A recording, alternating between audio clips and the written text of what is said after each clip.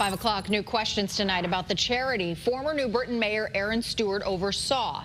A check was made out to the charity but had Stewart's personal address on it. And as your chief political reporter Susan Raff discovered, this check is at the center of the Attorney General's investigation. Susan.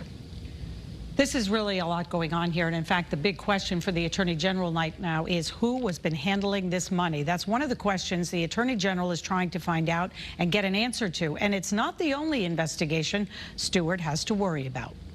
Erin Stewart was in charge of handling the Mayor's Trophy Charitable Fund. There were fundraising events like golf tournaments and the Mayor's inaugural ball.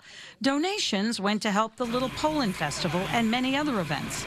The state, however, has become aware of two accounts with the same name.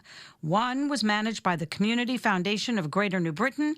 The other was a checking account at M&T Bank. Today, Eyewitness News has obtained this check. The amount for $30,000 is made out to the Community Foundation of Greater New Britain.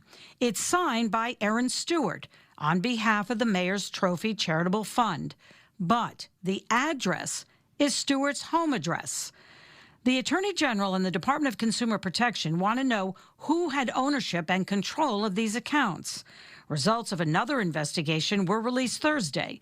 This 90-page report shows Stewart got taxpayers to pay for her master's degree, and she demanded more than $200,000 in vacation days and holiday pay. Are you going to seek restitution? Yes, definitely, because this is taxpayers' money. And so and including for the investigators that are doing the investigating our different departments. You know, she brought this upon the city, and yes, they have to be paid back.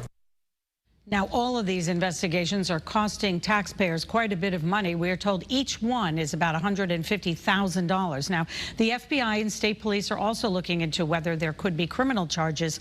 And tonight at 6, the attorney who brought down former Governor John Rowland tells us what can happen when politicians have power, possibly at a young age. Your chief political reporter, Susan Raff, Channel 3 Eyewitness News, live in the studio tonight. All right, Susan, thank you. Former